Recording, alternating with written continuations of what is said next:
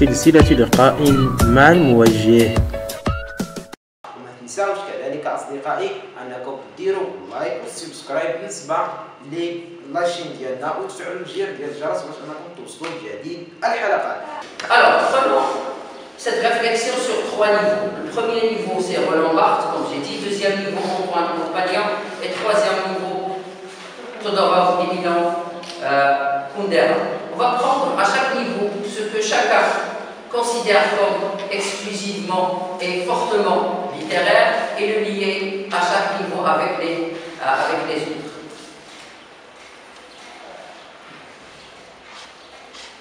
Alors, Roland Barthes parle de trois forces de la littérature. Il parle premièrement de la force mathésis, et pour lui, je cite, toutes les sciences sont présentes dans le monument littéraire. C'est pour ça qu'il dit que si on devait, par excès de socialisme ou barbarie, enlever toutes les disciplines, il faudrait garder la discipline littéraire parce qu'elle contient en elle-même toutes les autres disciplines. C'est facile de s'en apercevoir, même dans les œuvres que nous avons au programme. Le Père Goriot, il est difficile d'accès, mais il est un document extraordinaire pour comprendre le 19e siècle français. C'est là aussi un problème sur lequel on va revenir. Mais il est un document extraordinaire pour comprendre la société française du 19e siècle. Candide, comprendre les Lumières et la philosophie des Lumières. Antigone, comprendre la France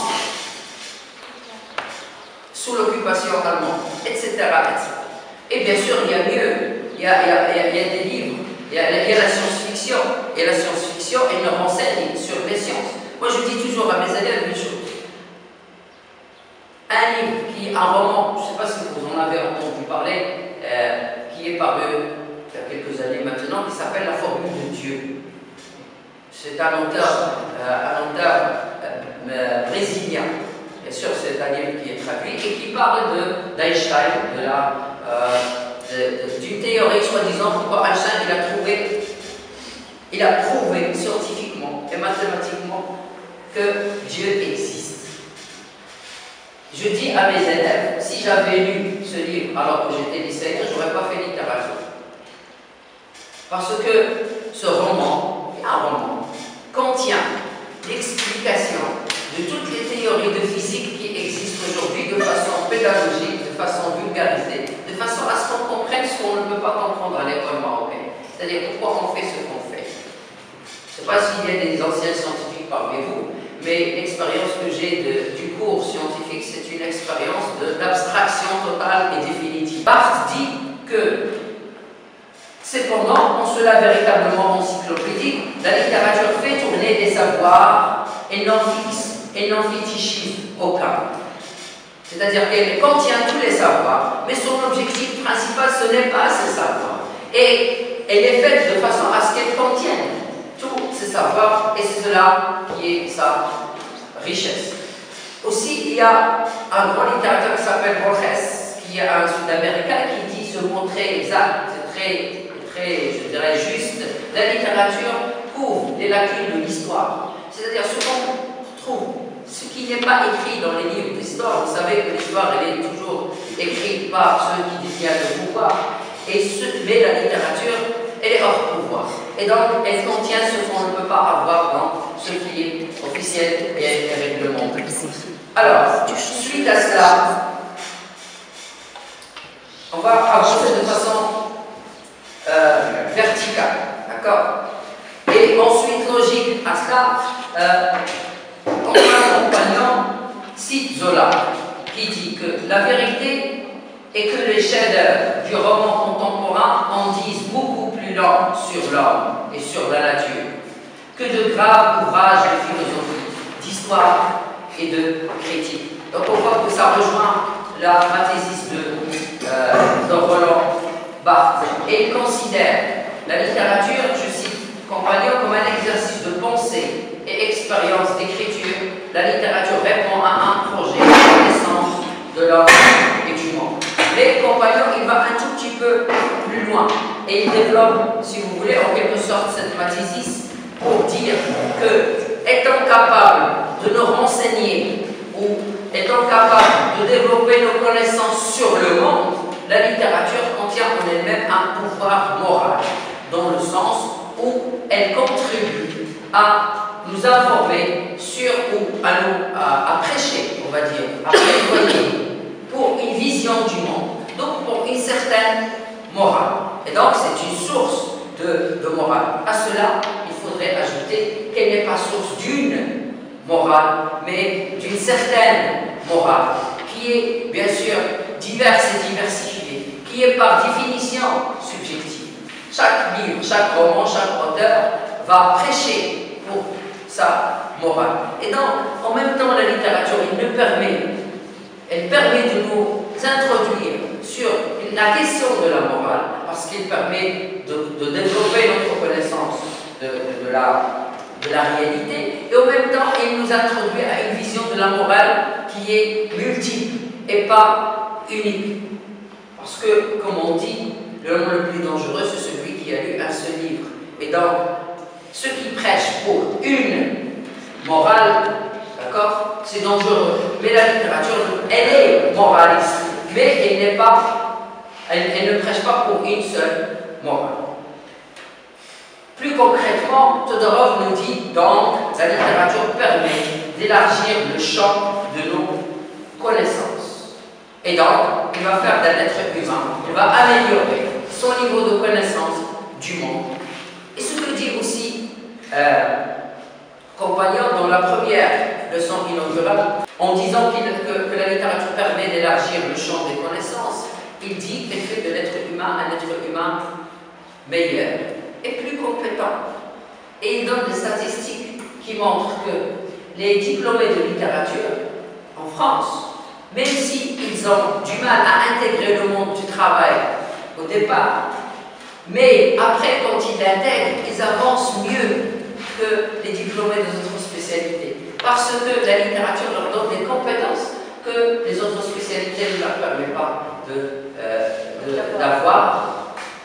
Ceci dit, on sait qu'aujourd'hui en France ou au Maroc, diplômé de littérature, c'est pas la meilleure introduction qu'on peut avoir au monde du travail.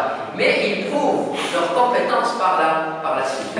Deuxième force de la littérature selon Roland Barthes, c'est sa force mimésis. Je cite, la seconde force de la littérature, c'est sa force de représentation. Depuis les temps anciens jusqu'aux tentatives de l'avant-garde, la littérature s'affaire à représenter quelque chose. Quoi? Je dirais brutalement le réel. Le réel n'est pas représentable.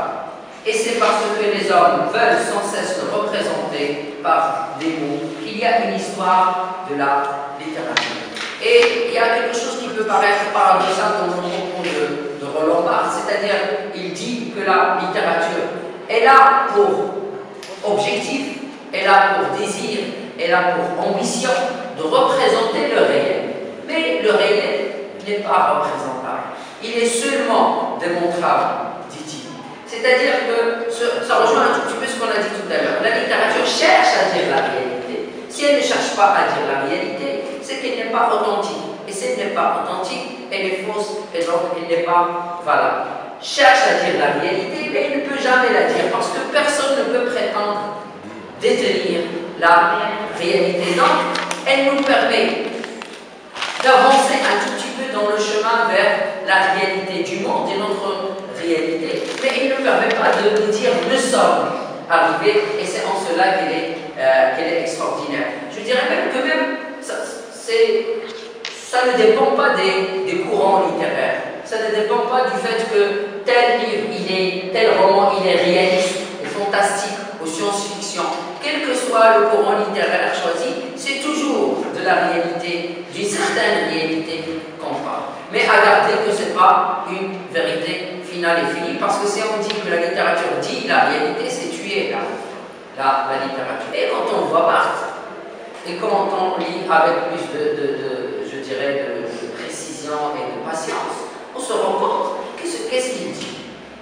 C'est que, en fait, la littérature ne dit pas la réalité. C'est pas qu'il ne dit pas toute réalité, il dit qu'elle est réaliste, dans le sens où elle a la réalité pour désir. Mais elle est irréaliste, parce que la réalité ne peut pas être représentée.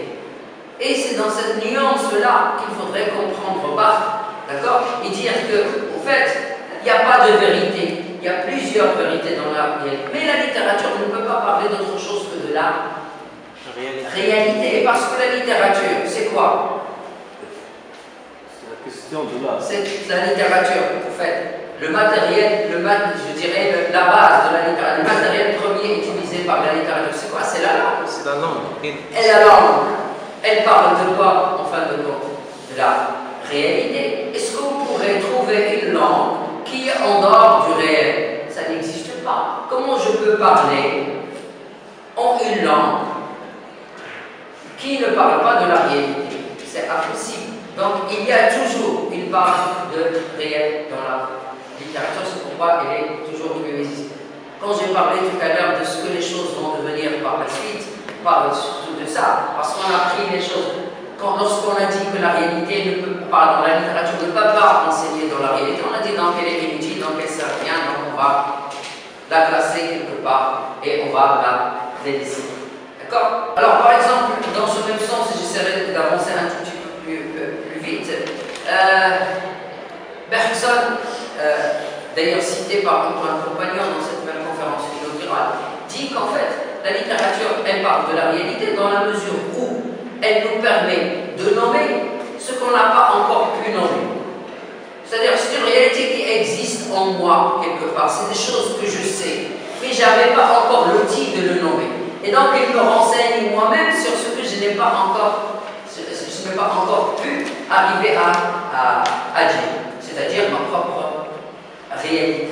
Alors, enfin, la dernière force de la littérature, la force, ce que appelle Roland Barthes la symbiosis. Je cite, on peut dire que la troisième force de la littérature, sa force proprement sémiotique, c'est de jouer les signes plutôt que de les détruire. Jouer les signes plutôt que de les détruire. C'est-à-dire, voilà, la réalité comme désir, et pas comme finalité. C'est la parole, comme dirait l'autre, c'est la parole qui fait réfléchir. Et ce n'est pas la parole informative. La littérature n'informe pas, elle désigne, dans le sens où elle nous permet de réfléchir sur la réalité. C'est de jouer les signes plutôt que de les détruire. C'est de les mettre dans une machinerie de langage, dans l'écran d'arrêt, et les verrous de sûreté ont sauté. Bref, c'est instituer au sein même de la langue servile une véritable hétéronymie des choses. Parce que, plutôt dans cette leçon inaugurale, moment très fort de cette leçon et qui est gardé à jamais dans l'histoire littéraire, Barthes dit que la langue est fasciste. La langue est fasciste. Non pas parce qu'elle m'oblige à ne pas dire, mais parce qu'elle m'oblige à dire.